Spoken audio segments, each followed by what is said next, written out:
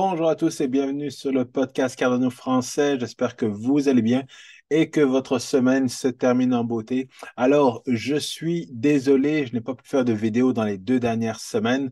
Les vacances ont été plus prenantes que ce que j'avais pensé, mais je suis de retour avec vous cette semaine et toutes les autres semaines jusqu'au mois de septembre. Alors, comme vous le voyez, j'ai reçu mes nouveaux t-shirts que j'ai mis, certains t-shirts à l'effigie de Cardano pour passer à travers ce bear market. Ça va être mon armure. On est tous en force, on est tous concentrés, même si les 2 dernières semaines ont été très, très, très mouvementées. Et pour vous dire, j'avais préparé une vidéo avec le titre tout 10 000 EDA à avoir ou à commencer à accumuler dans ce bear market pour le prochain bull run. Mais évidemment, lorsque j'ai commencé à regarder sur Twitter et dans la communauté de Cardano, eh bien, j'ai commencé à voir que il y avait un petit peu de FUD ou d'incompréhension avec la mise à jour du nœud de Cardano. Et ben, ça me semblait beaucoup plus pressant de faire une vidéo là-dessus que sur faire une vidéo sur justement accumuler des EDA. Donc, ne vous inquiétez pas, cette vidéo va sortir en début de semaine prochaine. Elle est déjà toute prête. Mais aujourd'hui, je voulais adresser justement la problématique qui est justement la mise à jour du nœud, la version 1.35.3. Et évidemment, ce n'est pas très intéressant pour tout le monde, mais de mieux comprendre le problème, ça permet justement de calmer les esprits et de vous rassurer sur votre investissement sur la blockchain Cardano. Donc, encore une fois, si vous aimez le contenu de mes podcasts, n'oubliez pas de smasher bien fort le bouton like, abonnez-vous à la chaîne YouTube, passez l'information à toutes les personnes que vous connaissez et bien entendu, j'ai d'autres vêtements. Je vais pouvoir mettre en ligne un petit magasin où vous pourrez acheter des vêtements, des t-shirts, des sweatshirts et des pulls avec justement des chouettes logos de Cardano. Donc, si ça vous fait plaisir, ça va me faire plaisir également et je vais mettre ça en ligne très bientôt. Mais dans l'actuel, regardons un petit peu l'actualité. Et c'est ça qui est fou. En 24 heures, on est passé de vert de manière générale à rouge dans partout à CryptoLand, partout sur CoinMarketCap. Et lorsqu'on voit justement il n'y a pas trop de changements dans les 10 premiers coins. Je ne regarde même pas la suite parce qu'il n'y a pas grand-chose d'intéressant. Et ben, on a toujours évidemment Solana qui continue à avoir des problèmes, et j'en parle un petit peu dans la prochaine vidéo, mais qui continue à avoir des problèmes et pourtant qui est encore une fois dans les 10 premiers coins. Alors, évidemment, la peur a continué et continue d'être là. C'est un bear market, bien évidemment. Et hier, on était pourtant à 20 au niveau de l'indicateur. Là, on est passé à 33. On n'est pas encore en extreme fear, mais on n'est quand même pas si loin que ça. Donc, évidemment, avec la chute qu'on a eue, ben, beaucoup de personnes se demandent qu'est-ce qui se passe. Mais tout simplement, on avait une tendance haussière dans un bear market et évidemment, tout ce qui monte doit descendre à un moment donné. Donc, personnellement, ça me fait quand même assez plaisir parce que je m'inquiétais à savoir, est-ce que, pas nécessairement au niveau de Bitcoin, parce que comme on le voit au niveau de Bitcoin, ça a monté, mais on s'est frotté justement à une résistance qui a été quand même assez solide. On est passé un petit peu au-dessus, mais on est vite redescendu. Mais comme vous le voyez, on a encore cette diagonale de support qui est quand même bon signe et on espère évidemment que la diagonale va supporter et va tenir, mais au cas où, ben, on peut peut-être prévoir que Bitcoin redescende à un maximum de 19 000, mais je ne le vois pas redescendre beaucoup plus bas. Encore une fois, j'en parle dans la prochaine vidéo, mais selon moi, le plus bas était à 17 800. Et donc là, on est vraiment en train de remonter. On peut stagner un petit peu, mais de manière générale, on était vraiment dans le plus bas. Et là, on va continuer à remonter tranquillement jusqu'à la fin du bear market qui peut durer justement plusieurs années. On parle de récession et tout ça. Donc, il va falloir être patient. Du côté de Cardano, évidemment, je suis malheureusement content. Pourquoi? Parce que du côté de Cardano, ben, j'avais placé des ordres de vente. Et pour être franc avec vous, j'avais placé des ordres de vente, des ordres d'achat, je m'excuse, jusqu'à 35 centimes à peu près, là, jusqu'à 30 30 et quelques centimes, ouais, jusqu'à 33 centimes. Alors, la moitié de mes ordres d'achat sont quand même passés, donc ça, je suis content avec ça. Maintenant, espérons que ça va remonter, mais comme vous le voyez, donc, on est encore une fois dans une tendance haussière, même si on est dans un bear market. Tout ce qui monte descend, et là, eh bien, notre diagonale de support n'a pas résisté, et on est descendu jusqu'à 46 centimes. Il est possible qu'on redescende, mais de manière générale, comme vous le voyez là, on a une diagonale de support qui part de quelques années maintenant. Je pense qu'on était en 2020. Donc, on est toujours au-dessus de la diagonale de support et il est possible, encore une fois, qu'on redescende. Mais ce qui est le plus important de retenir, c'est que tout simplement, toute cette zone que vous voyez là, toute cette zone, c'est une zone d'accumulation.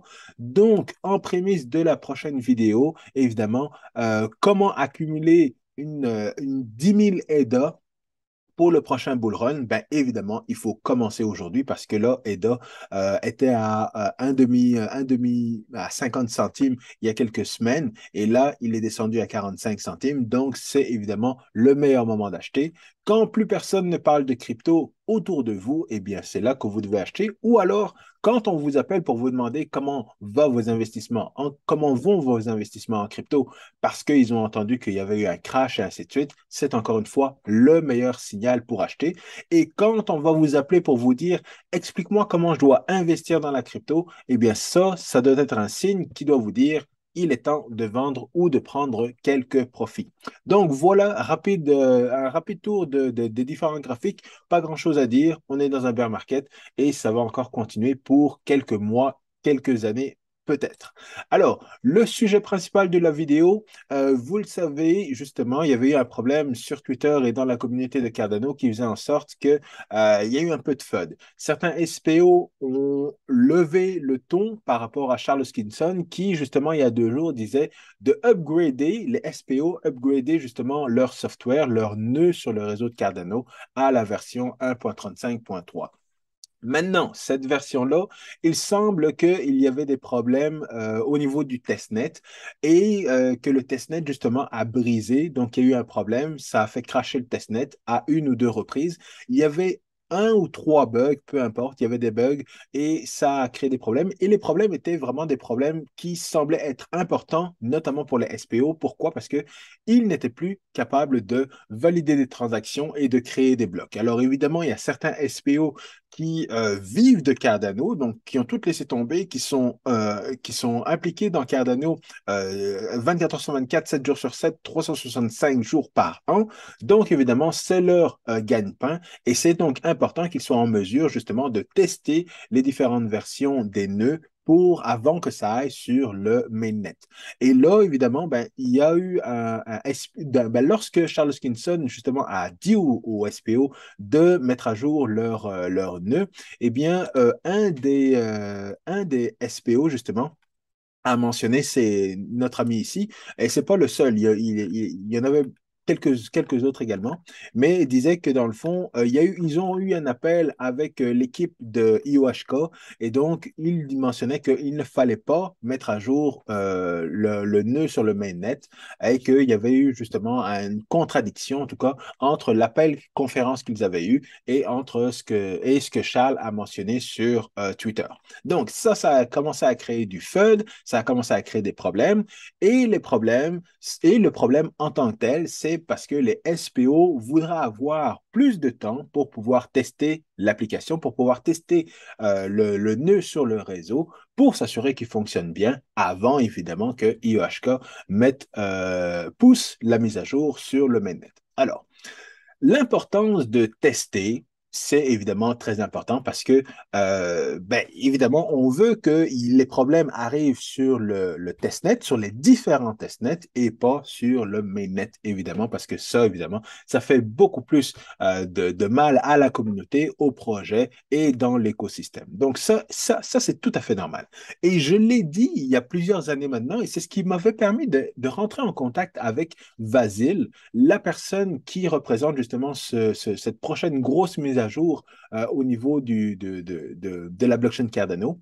Ce que j'avais dit, c'était que la communauté est le quatrième pilier du projet Cardano. Et là, on voit que c'est vrai, bien évidemment, parce que on voit que la communauté, les SPO qui font partie de la communauté, eh bien, émettent justement une alerte pour dire, ben, écoutez, on veut aussi s'assurer que le code est bon, correspond, est correct, ne contient pas de bugs stupides avant que vous mettiez à jour justement le mainnet. Et évidemment, c'est très important parce que c'est un partenariat privé-public. Donc, c'est un partenariat entre IOHK et les autres entités qui travaillent lourdement sur le projet Cardano et la communauté qui contribue, dans le fond, à s'assurer que le code soit correct. Et évidemment, ce SPO-là mentionne également que dans le fond, le processus ou le peer review, la façon de valider le code par les pairs, eh bien, au niveau de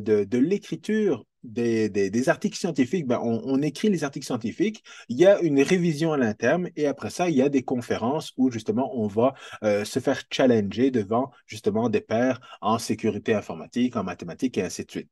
Au niveau des applications software, eh bien, on écrit une application, on fait d'une validation à l'interne et après ça, on fait une validation. Il y a des tests qui sont faits par des utilisateurs et les différents utilisateurs peuvent être différents. Et c'est ce qui arrive dans le fond dans l'écosystème de la blockchain, c'est que, et dans l'écosystème de Cardano plus particulièrement, c'est qu'il y a énormément d'environnements de tests. Il y a des environnements de tests pour Atala Prism, il y a des environnements de tests pour Hydra, il y a des environnements de tests, il y a de nombreux environnements de tests pour toutes les applications, pour Catalyst et ainsi de suite. Donc, tous ces environnements sont testés ou ils sont compartimentés par utilisateur, par type de testeur, par type d'utilisateur. Donc, il y a les différentes applications qui roulent et qui développent sur Cardano, qui sont en partenariat et qui sont en communication directe avec IOHK pour s'assurer qu'ils ont un environnement pour tester leur application, que ce soit un DEX, que ce soit NFT, que ce soit une plateforme de vente d'NFT, de peu importe quoi, que ce soit même les exchanges centralisés comme Binance, ils ont besoin d'un environnement dans lequel ils peuvent tester leur application. Mais par la suite, on arrive au niveau du testnet, donc juste avant le mainnet, où là, tout le monde peut tester en même temps, que ce soit les SPO, que ce soit les exchanges, que ce soit les applications, c'est tout le monde qui teste et tout le monde qui teste tout et n'importe quoi. Donc, généralement, les applications comme les DApp, eux, vont tester les contrats intelligents. Ils ne vont pas vraiment tester les différents nœuds parce que ça peut être fait sur le testnet. Et eux, ce qui est important pour eux, de manière générale, c'est que leur application roule sur la blockchain Cardano. Après ça, les nœuds, eux, valident les transactions. Mais ça ne fait pas partie de leur test est nécessairement très rigoureux. Évidemment, ce sont les SPO qui vont tester la validation des blocs parce que, en fin de compte, la finalité, c'est qu'une transaction soit envoyée sur la blockchain, soit validée par un SPO et soit inclus dans un bloc qui va être créé par un SPO, évidemment. Donc, c'est pour ça que les SPO sont justement les utilisateurs qui arrivent en fin de ligne avant qu'on fasse une graduation, avant qu'on fasse la mise en production sur le mainnet. Et donc, tout ça, évidemment, ça prend du temps. Et IOHK, ben, malheureusement, c'est une compagnie qui travaille justement pour faire rouler les choses. On a déjà accumulé un petit peu de retard par rapport à Vasil. Et encore une fois, les SPO font partie de la communauté, mais la majorité de la communauté, eh bien, ce sont des gens qui ne sont pas techniques et qui ne savent pas vraiment pourquoi il y a du retard. Donc, parfois, on va avoir la communauté qui va dire, ben, IOG, vous faites quoi? Vous attendez quoi là pour mettre la mise à jour de Vasil sur le mainnet et tout ça? Et à un moment donné, on va avoir certaines personnes de la communauté qui vont dire, wow, wow, wow, IOG, il ne faut pas aller trop vite, il faut prendre notre temps, il faut que nous aussi on puisse tester et tout ça. Donc, ce qui a été dit par Charles Hoskinson, et encore une fois, j'en parle, mais avec une certaine distance parce que je ne suis pas SPO. Je comprends ce qui s'est passé parce que je fais du développement informatique. Je sais ce que ça fait de développer une application, de l'envoyer à des testeurs, de l'envoyer dans différents environnements, de recevoir des bugs, des problèmes qu'il faut les corriger et tout ça. Je connais tout ça. Maintenant, j'essaie de me mettre dans la peau des SPO et également de IOG et de la communauté, bien entendu, et de démêler les choses. Donc, c'est sûr que la communauté, de manière générale, eux, c'est juste, nous sommes juste des investisseurs. Donc, que ça fonctionne ou que ça fonctionne pas, on ne se comprend pas pourquoi, mais on veut que ça fonctionne pour que le token, de manière générale, fasse ça. Et parce qu'on est sur la blockchain Cardano, ben, parce qu'on voit que la manière dont les choses sont faites, ça semble être bien fait. Mais à certains moments, ça se passe plus haut que notre tête et on se demande, ben, qu'est-ce qui se passe finalement? Il y a un peu de contradiction et un peu de mauvaise communication entre les différents projets. C'est ce qui arrive. Mais ce qu'il faut comprendre, c'est que IOG, IOHK utilisent une méthodologie pour pouvoir développer leur application qui est la méthodologie agile. L'agilité, comme le mot l'implique, c'est qu'on est capable de faire des choses et de défaire des choses, mais que le corps, le principal, le software principal ne se brise pas.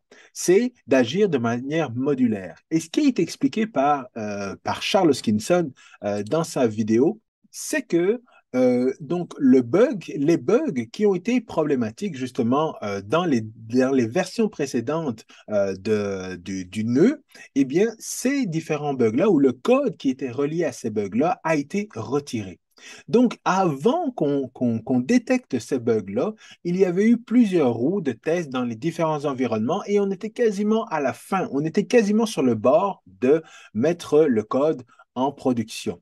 Et ce qui est arrivé, c'est que lorsqu'on a détecté ces bugs-là, parce qu'on avait déjà pris du retard, eh bien, qu'est-ce qui a été fait? C'est que par agilité, on sait ce qui a été développé, on connaît la partie du code qui cause problème. Donc, qu'est-ce qu'on fait? On retire cette partie de code-là et après ça, on continue notre chemin vers la production.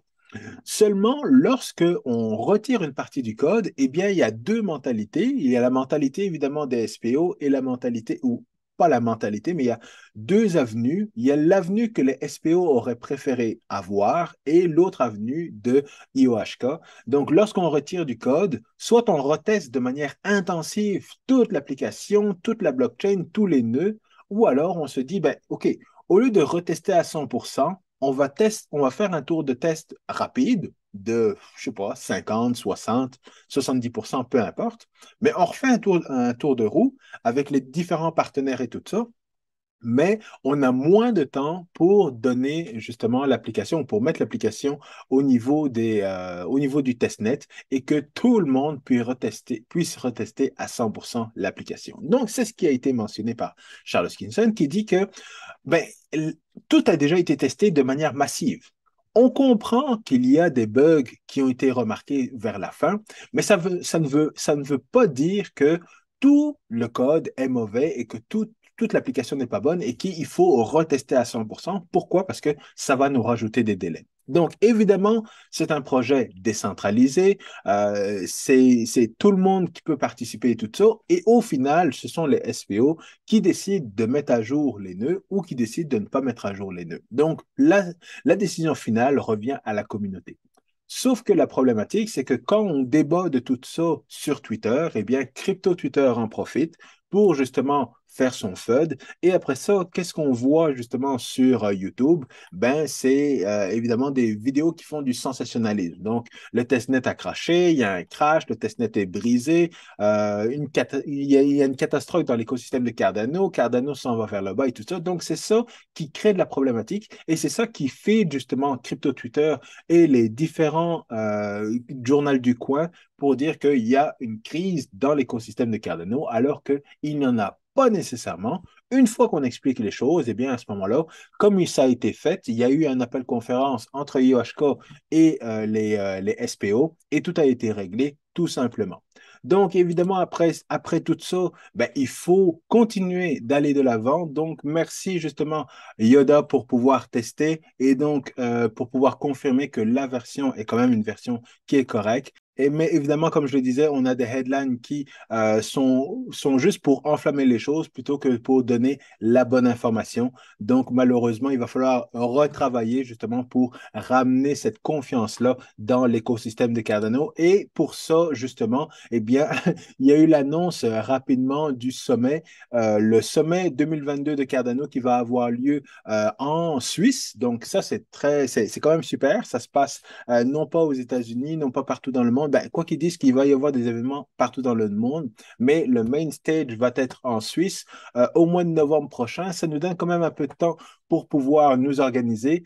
Mais j'espère vous voir justement à cet événement-là. Ça va être super. Et c'est quand même assez proche de la France où il y a une grosse communauté, la Belgique, bien entendu, et l'Afrique relativement. Alors, voilà, je termine là-dessus. Évidemment, la prochaine vidéo va être sur l'écosystème de Cardano, encore une fois, sur l'importance d'accumuler 10 000 Cardano, qui, selon moi, est un montant qui serait très important d'avoir idéalement, en restant responsable, bien entendu, dans votre investissement, mais qui serait important d'avoir d'ici le prochain bull run, parce que le prochain bull run pourrait nous amener à des chiffres astronomiques, des chiffres et des évaluations que nous avons manqué au dernier bull run, mais qui pourraient vraiment être atteignables lors du prochain bull run. Alors, je vous laisse là-dessus. Je vous parle un peu plus du Cardano Summit lorsqu'on aura beaucoup plus d'informations. D'ici là, passez un bon week-end. À très bientôt. Peace.